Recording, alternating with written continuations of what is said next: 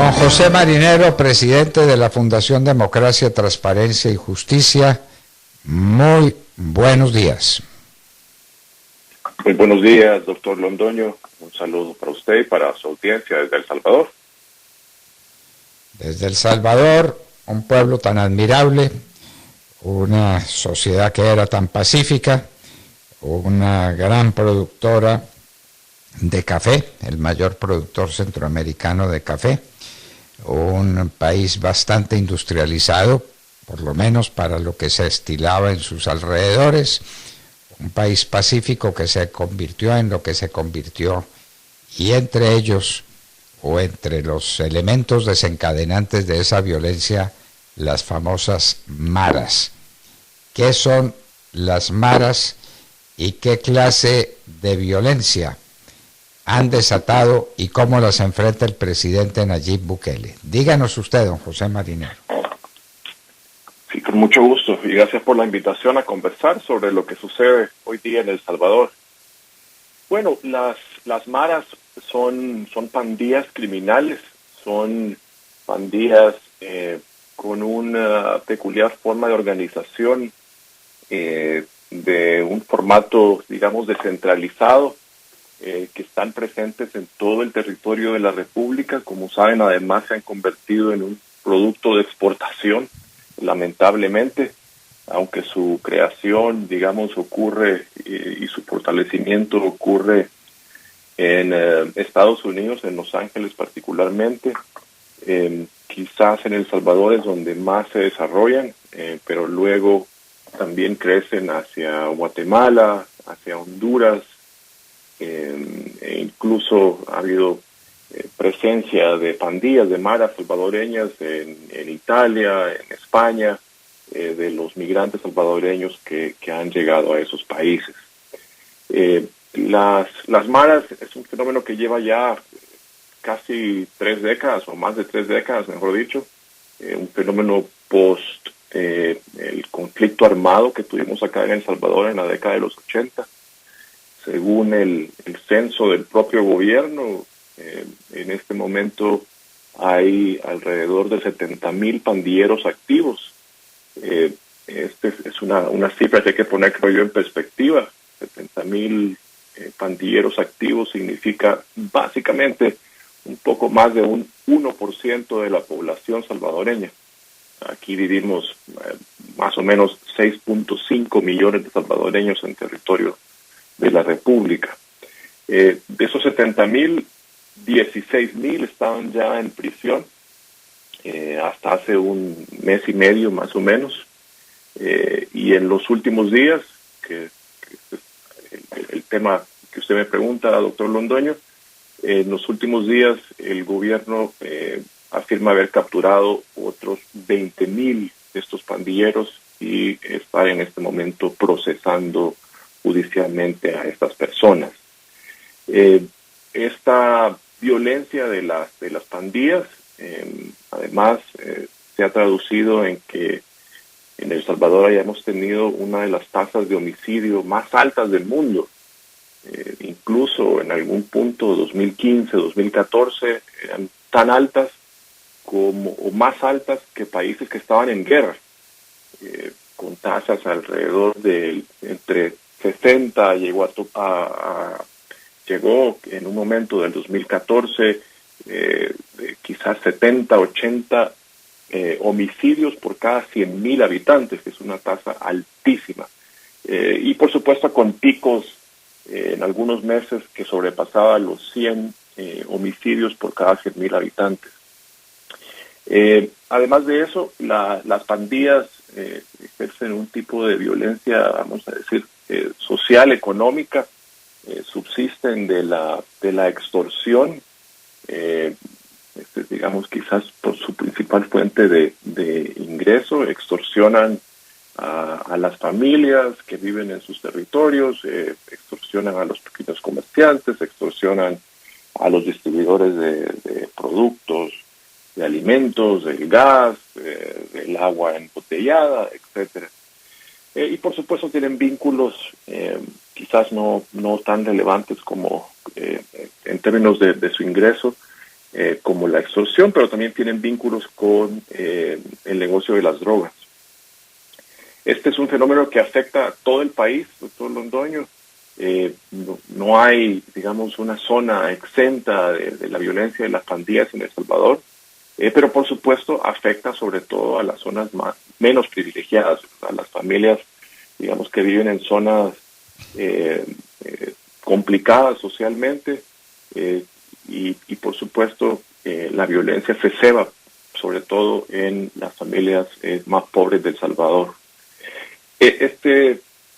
Digamos que es un fenómeno que ha durado 3 décadas porque el Estado ha sido en general incapaz de resolver el problema en estos 30 años. Por el contrario, las estrategias contra las pandillas han fracasado estrepitosamente y el número de pandilleros ha crecido. Recuerde que este fenómeno encuentra su sustrato en una descomposición social, en un altísimo grado de impunidad, además en el sistema judicial, la incapacidad de las fuerzas de seguridad de enfrentarlo con inteligencia, con recursos adecuados y, por supuesto, unas políticas que han estado centradas principalmente en la represión con escasa atención a la prevención. Y por eso es que llamó la atención que casi de forma simultánea a la llegada de Nayib Bukele a la presidencia en junio del 2019, las tasas de homicidio cayeron dramáticamente. Ya venían descendiendo desde el 2016, muy gradualmente, pero a partir de la llegada de Nayib Bukele a la presidencia, estas tasas de homicidio caen dramáticamente. Pues bien, yo creo que nadie, digamos, estaba en contra de que estas tasas cayeran y nos parecía a todos que era una buena noticia. Sin embargo, lo que la evidencia señala, destacada por el periodismo de investigación, es que las tasas han bajado artificiosamente mediante un pacto fraguado por el gobierno con las principales pandillas del país. Y en este pacto, según la evidencia recogida por el periodismo de investigación, se han intercambiado privilegios carcelarios para los pandilleros detenidos, incluyendo prostitutas, accesos, comida, etcétera, condiciones distintas en los penales, y dinero y otros apoyos para los pandilleros y sus familias en libertad, a cambio de que estos redujeran los homicidios, pero además de apoyo electoral en las elecciones legislativas del 2021, unas elecciones en que el partido de Bukele ganó por mayoría absoluta, y una condición que hoy día le permite aprobar cualquier ley en el legislativo salvadoreño. Esta semana pasada, por cierto, en la BBC Mundo apareció una nota en que una de las 3 principales pandillas, la pandilla 18 sureños, básicamente revela cómo tiene una negociación en curso con el gobierno desde hace ya más de 2 años, y una negociación en que explícitamente revela además que brindó apoyo electoral al partido de Bukele en la elección del 21.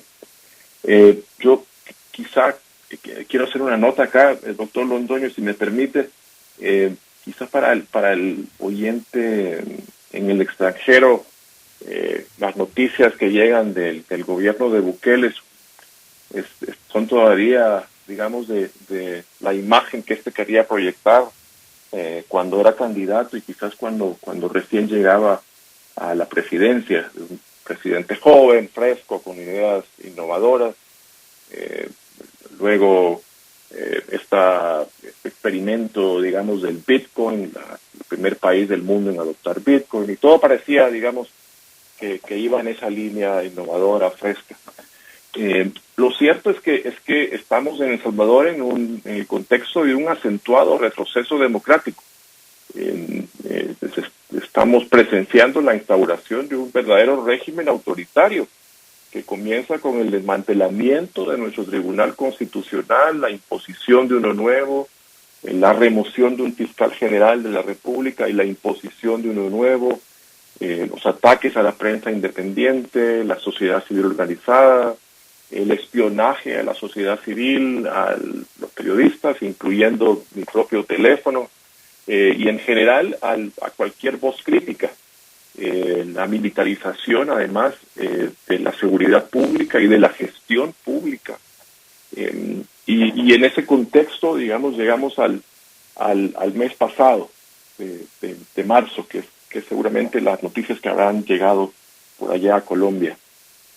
El 27 de marzo pasado, recién pasado mes de marzo, la Asamblea Legislativa salvadoreña, nuestro Congreso, declaró un régimen de excepción, una figura prevista en muchas constituciones que suspende por 30 días los derechos a la libertad de asociación y reunión, a la privacidad de las comunicaciones y a otras garantías del debido proceso, de los detenidos particularmente. Y esto a raíz de un fin de semana extremadamente violento. 72 personas murieron el día previo, una cifra sin precedentes en 5 años. 72 personas murieron a manos de la violencia social, presumiblemente a manos de pandilleros. Era claro que los pandilleros estaban intentando enviar un mensaje político de alguna naturaleza, y todo parece indicar que es posiblemente el rompimiento de esa tregua, de ese pacto que el gobierno de Bukele había fraguado con las pandillas, o al menos con una de las pandillas, quizás la más grande, que es la MS-13. Así que esa es la condición en que estamos en este momento. El Salvador está aún bajo régimen de excepción. El régimen se extendió recientemente. Hemos pasado a otros 30 días en régimen de excepción, y todo parece indicar además que el gobierno propondrá de alguna manera la extensión de este régimen, aun cuando nuestra Constitución permite una única extensión por 30 días. En ese contexto se han detenido a esas 20.000 personas que relataba antes, casi 21.000, en su mayoría aparentemente vinculados o miembros de pandillas, activos o inactivos.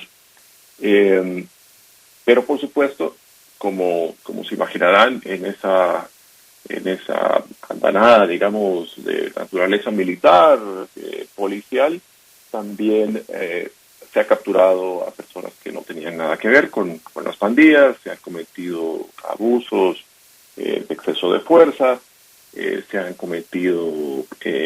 capturado a otras personas además que claramente no tenían nada que ver. Yo creo que está apareciendo en El Salvador un fenómeno de falsos positivos en las capturas de estas personas presuntamente asociadas con las pandillas. Y además tomen en cuenta que estas 20.000 personas están siendo ubicadas en prisiones que ya estaban, en centros penales que ya estaban hacinados.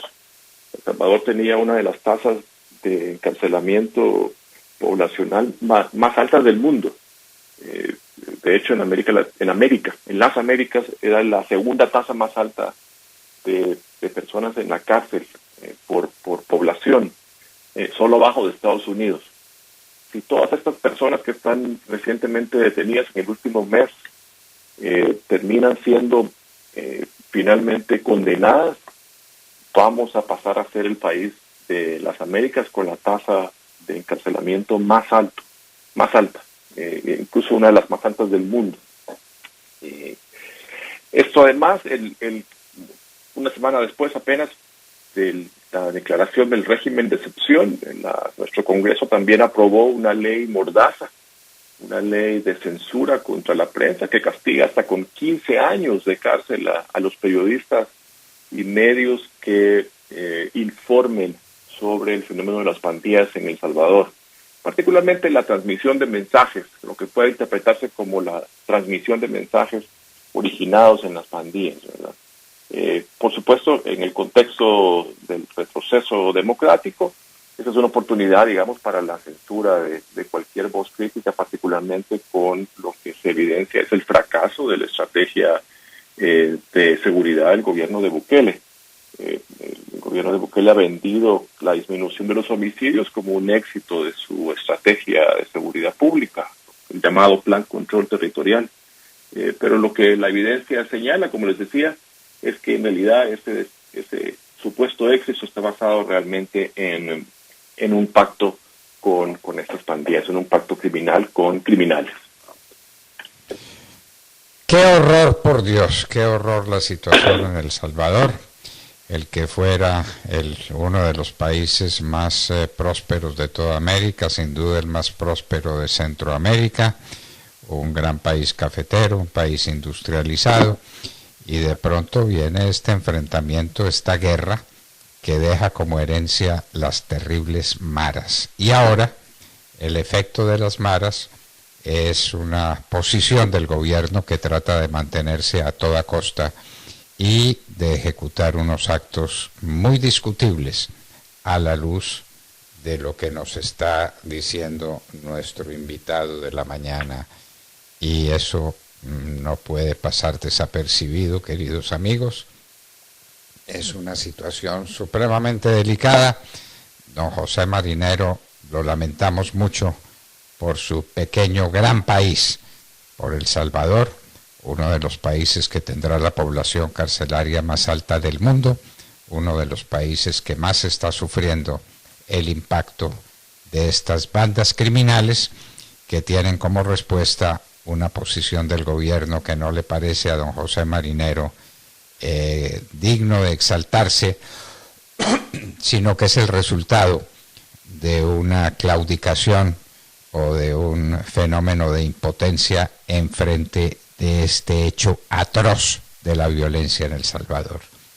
Don José Marinero, cuánto agradecemos su presencia y cuánto lamentamos que un país tan hermoso como El Salvador esté sufriendo semejantes efectos de la guerra de los 80s, convertido en las pandillas más peligrosas de toda América. Don José Marinero, muchísimas gracias por estar con nosotros en la hora de la verdad.